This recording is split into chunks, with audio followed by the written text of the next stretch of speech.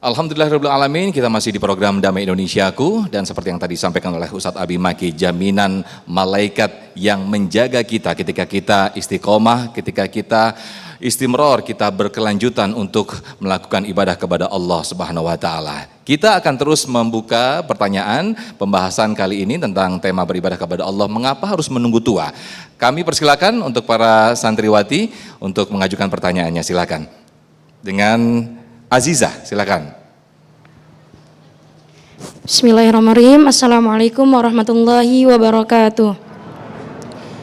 Afwan Ustadz, izin bertanya, kenapa ya Ustadz di zaman sekarang ini orang ibadah itu kayak susah gitu? Apakah mereka tidak paham dengan inti ibadah tersebut? Ya kalau seandainya sholat, cuma sholat, tapi mereka tidak paham gitu.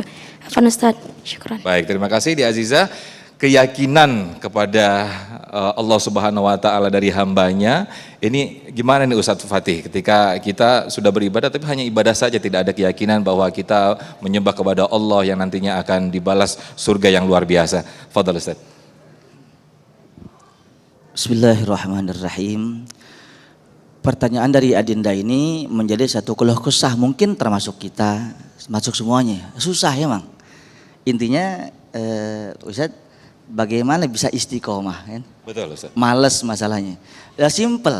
Kalau kata kiai saya, ikutin amalan Abah ya. Bismillahirrahmanirrahim. Ikutin Bismillahirrahmanirrahim. Paksakeun. Ah udah itu. Emang harus dipaksa. Kagak bisa. Ayo kita mohon maaf, kita keluar dari kajian kita. Kita lihat dari sudut pandang sosok seorang sufi yang ingin suluk kepada Allah. Itu ada dua jalan, riyadhah dan mujahadah. Riyadhah itu apa? Tamrin, latihan. Mujahadah, ta'wid, dibiasakan. Orang nggak bisa pencak silat, orang nggak bisa taekwondo, orang nggak bisa karate. Proses belajar, terus belajar, dapat jurus, dibiasakan. Udah lihai.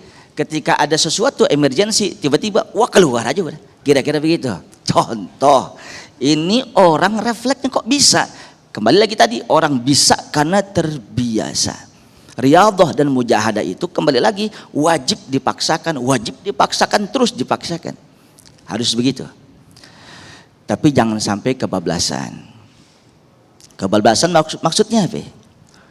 Man la syaikhalah fasyaitan syaikhuh. Siapa orang yang beragama, siapa orang yang ingin mendalami masalah agama tapi nggak punya ilmu, nggak punya guru, katakan gurunya dari medsos, gurunya dari bahkan dari Al-Quran sendiri, tapi nggak punya guru pembimbing, nggak punya mursyid, nggak bisa talaki dia, maka gurunya adalah syaitan. Tadi ayat yang tadi bisa dua kata atik saudara. Wa'bud rabbaka hatta ya'tiyakal yaqin. Sembahlah Tuhanmu sampai datang kematian. Yakin, kenapa bisa diartikan keyakinan? Maka at-tafsir bil ma'thur, berdasarkan daripada riwayat sahabat Ibnu Abbas, yakin di situ adalah ajal. Maka ibadahlah sampai meninggal dunia, sampai mati. Tapi ada oknum yang mendegradasikan makna yakin tersebut.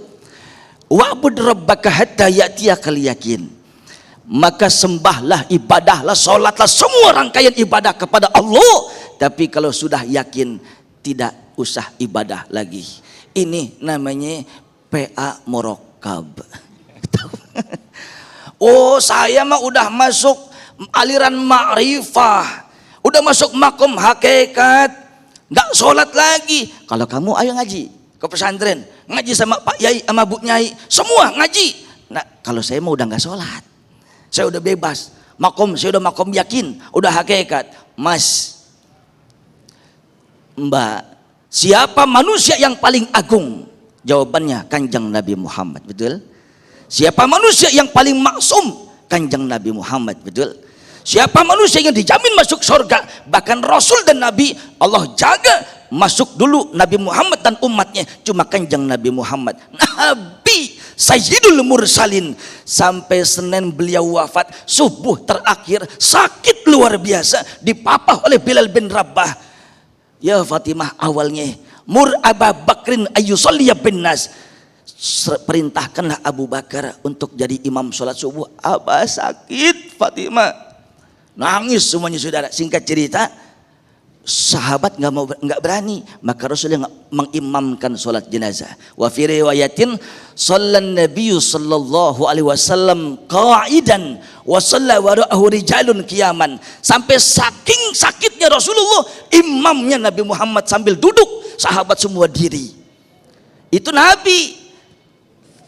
Ntar meninggal subuh masih sholat berjamaah. Ada orang ngaku sakti, udah makom ma'rifah, makom hakikat, nggak sholat lagi, beleguk sia. Assalamualaikum. Jadi jamaah yang dimuliakan Allah, jangan sampai makom ma'rifah ninggalin syariat, mustahil. Wallahu a'lam bishawab.